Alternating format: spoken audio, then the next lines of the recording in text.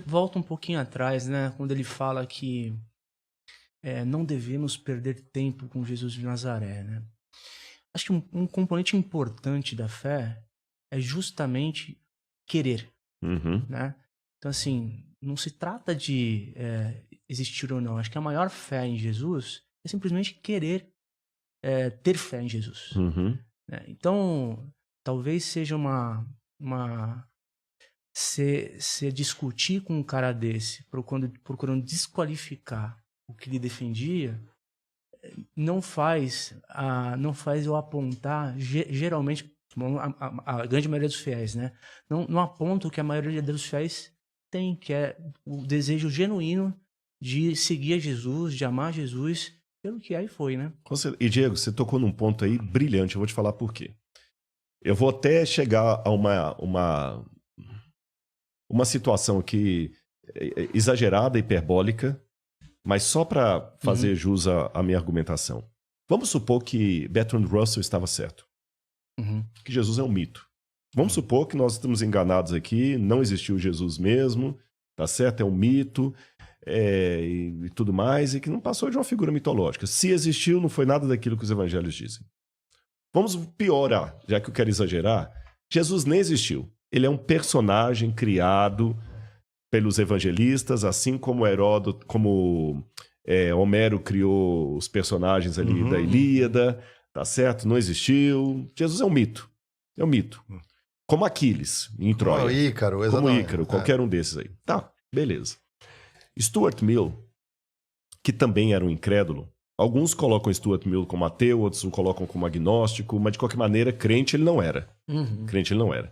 Stuart Mill foi o sujeito que sistematizou o método científico. O pai do método científico é Francis Bacon. Mas quem sistematiza bem ali, direitinho, a técnica é Stuart Mill. Ou seja, nós temos as leis do método científico é graças a Stuart Mill. Beleza? Tranquilo. O próprio Stuart Mill admitiu que apenas alguém maior do que Jesus poderia criar um personagem como Jesus.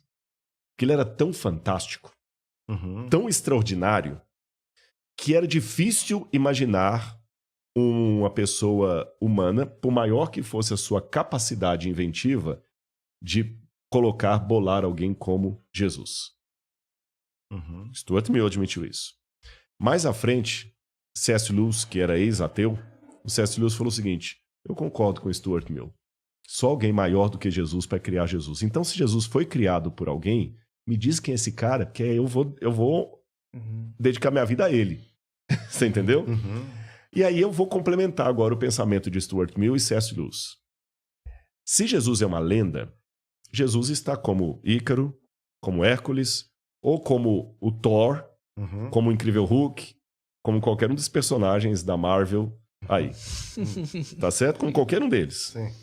Agora, se eu pegar uma revistinha da Marvel, quantos ex-drogados, quantos ex-traficantes, quantos ex-assassinos, quantos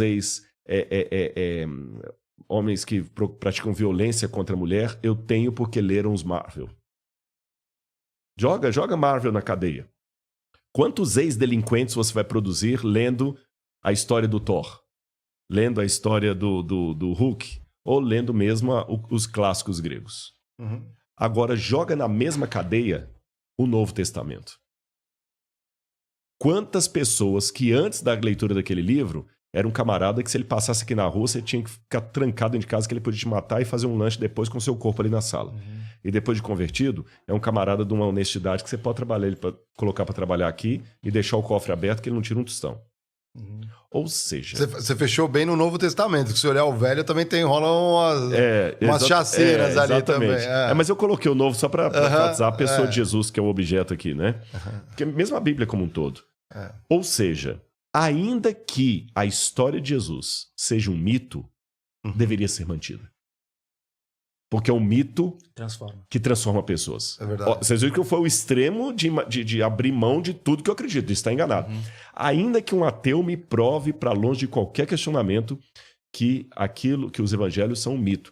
Ainda assim, é um mito que merece ser mantido e não combatido. Então, mesmo o ateu que combate os evangelhos, tem alguns na internet, ele está praticando a pior asneira que ele poderia, ele está praticando a pior estupidez que ele poderia, porque ele está falando com esses presos que mudaram de vida, porque entregaram a vida a Jesus, que aquilo é um mito, então volta a ser preso, volta a ser bandido, que aquilo ali não vale a pena. E vou mais além. Ainda fica uma nota de dúvida muito honesta. Ainda que seja um mito, mito por mito, por que esse consegue algo que a história do Thor não consegue? Está na hora agora de você, se gostar desse conteúdo, deixar o seu like, curtir, se inscrever no canal, tá certo?